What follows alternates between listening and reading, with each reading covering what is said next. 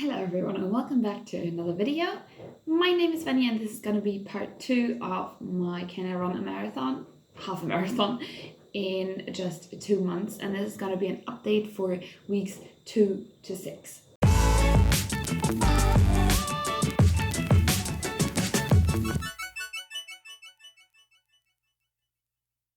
As you probably know, and as it is everywhere in the world right now, all public events have been cancelled, including in Germany, and that also means that my 21K race is off now. So the question is, am I still doing it? Am I still doing the training? And the answer is basically yes, because you shouldn't need an event to do something good for yourself or to train, to work out or anything. So yes, I'm still doing the challenge, and hold on, I'm going to tell you in a minute what and how I'm going to do it anyway, even without the official race.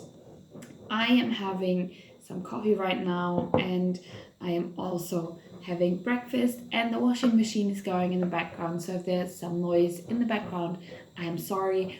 The background is going to change soon. This is just going to be for the intro of the video. So just one quick thing about the current situation in the corona virus.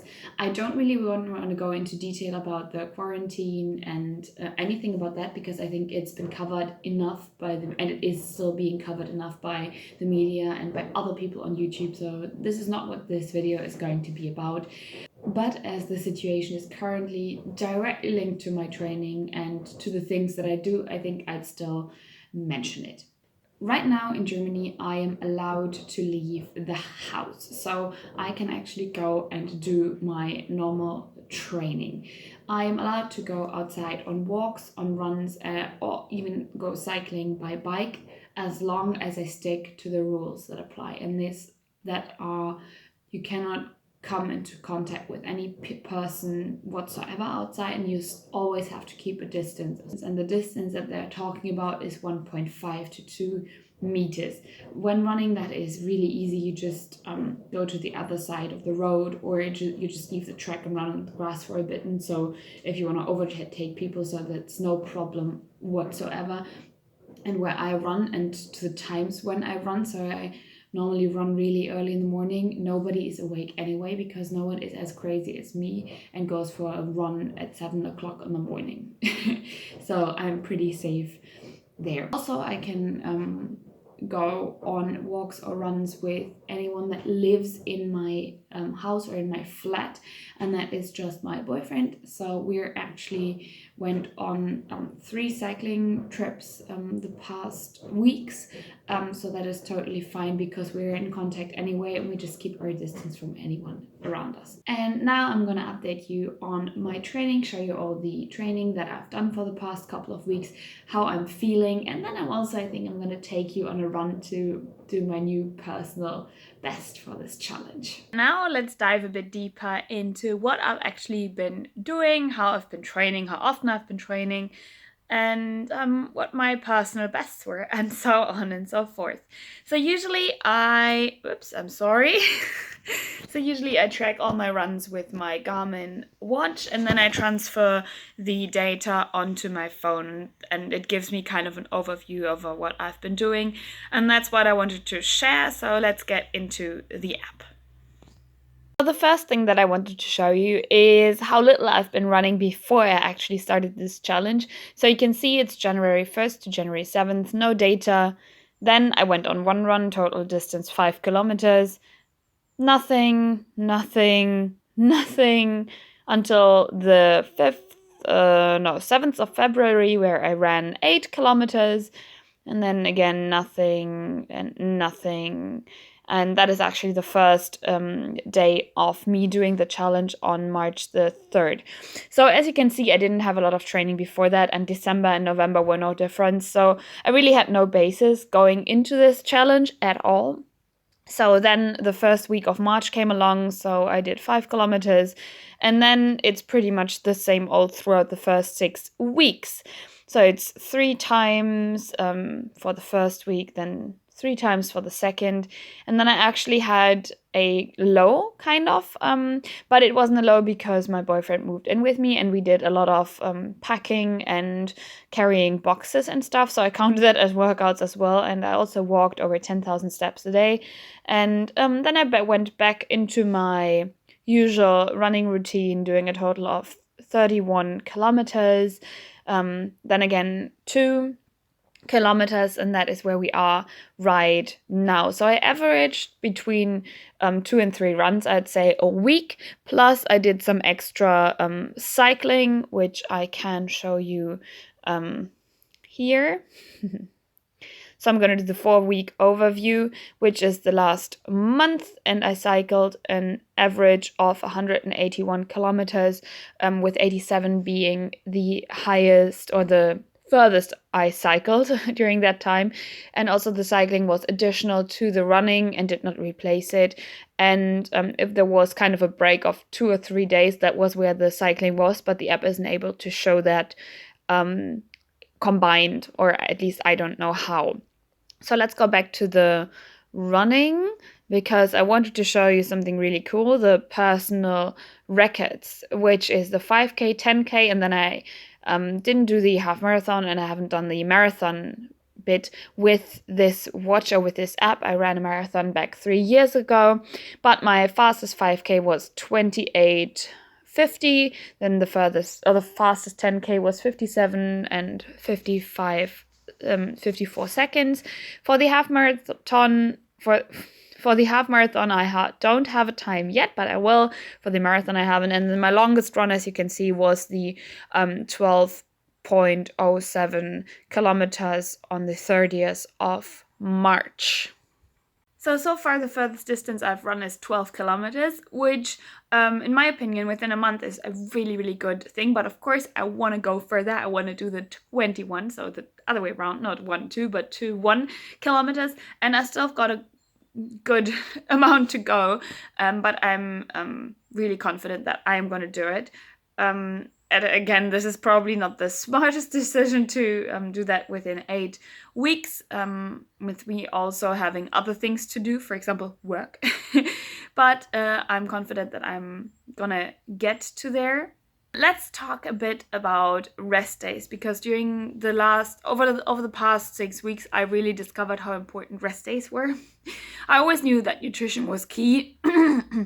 I always knew that nutrition was key to performing your best, and so I had my body fueled with the best things that I could think of during that 6 weeks. And in my opinion, that really not showed off with my physique, but with my overall well-being and my ableness to actually run these distances. But the rest days were also equally important. There was especially one day where I wanted to go for a run immediately after work, so I just put on my running shoes and went out, and I think I could only go for 6K. I wanted to run 10, but I actually just couldn't. I couldn't. My body just wouldn't do it, and I think that was because I didn't give it enough rest. And then I had 2 rest days instead of 1 in between this run and the next one, and I felt so much better, and I actually did really well on the next one. So it just shows that rest days are equally important, and also that your nutrition is just as good on those rest days, and that you give your body enough fuel in forms of food and good food, so that you can kind of get new energy from that for your next run. So my last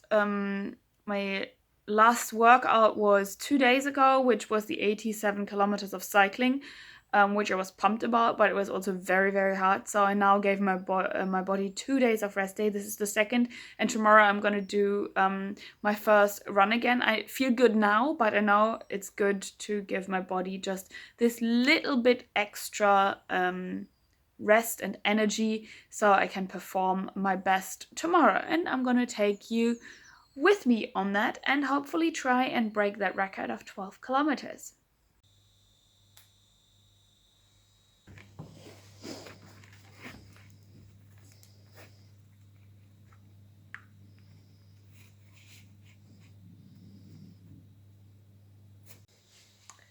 Let's go.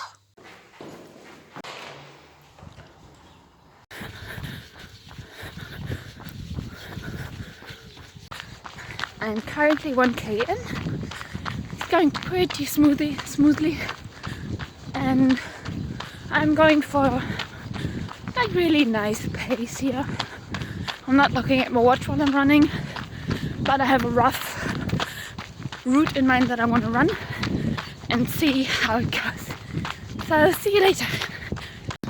So there's literally no one outside, the occasional cyclist going to work, but apart from that, that's why I also love running in the morning in general.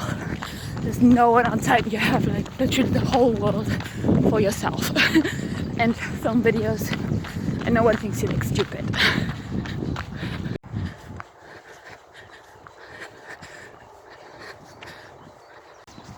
If possible, I always run next to the road. That's much softer impact on the knees. I've actually never run this way before. I know the way because I cycle a lot, but never run. So this is new for me too. Alone again. I ran the past couple of kilometers alongside the road because I knew, except for cyclists, no one would be there. The sun is way more up than before, and I'm currently 6k in. Doing good. I actually wanted to update you on my legs because I feel pretty tired right now, but then I ran past the farmhouse and I saw them lifting up a dead cow, like a pickup thing, and putting it in the back of a truck. Honestly, I don't think that the cow died of old age. No idea, I just like tonguing out and stuff. It was poor thing, and I automatically, increased my pace because of that, because it angered me so much. And yes, now I'm running faster than I would normally, and I have to slow down a bit, but I hate that. Hate it. My favorite kind of place to run, but also difficult because of all the stuff on the ground. But this ground is so soft on your knees. I really love it.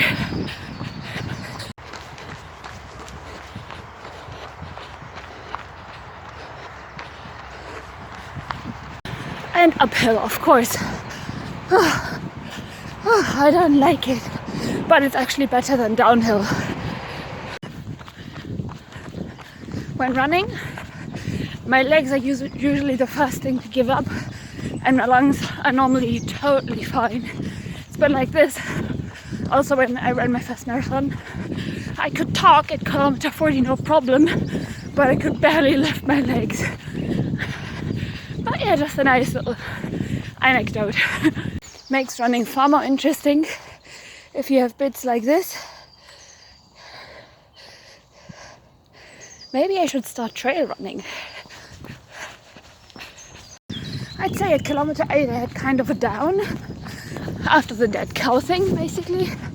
But right now I feel totally fine. I'm over 12 kilometers in, so I think I'll just keep going and try for another 3. Let's go. At some point you just keep running.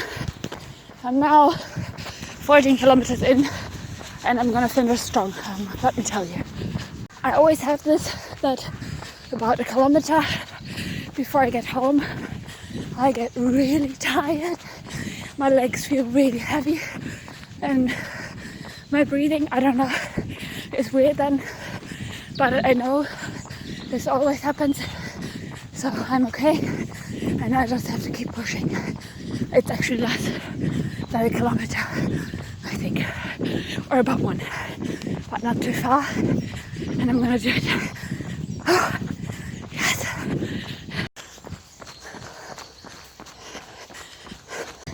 15.5, and I'm really wanting to do the 16, so I'm just gonna do another half kilometer around the block.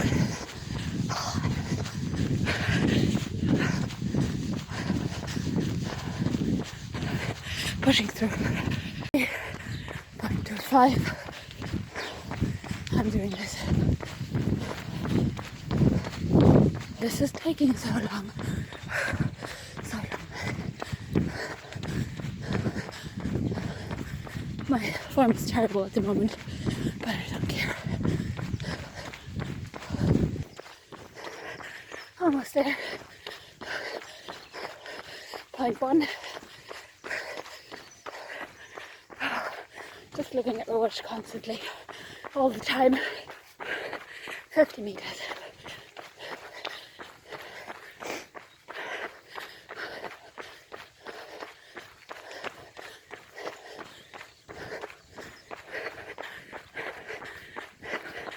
And done.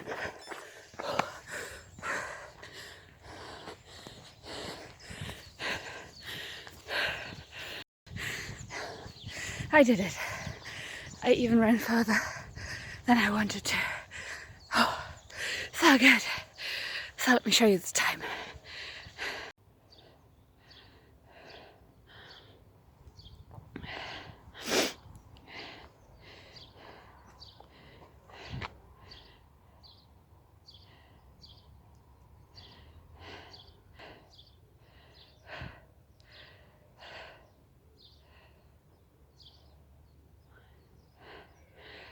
Under 6 minutes. I'm so happy about that.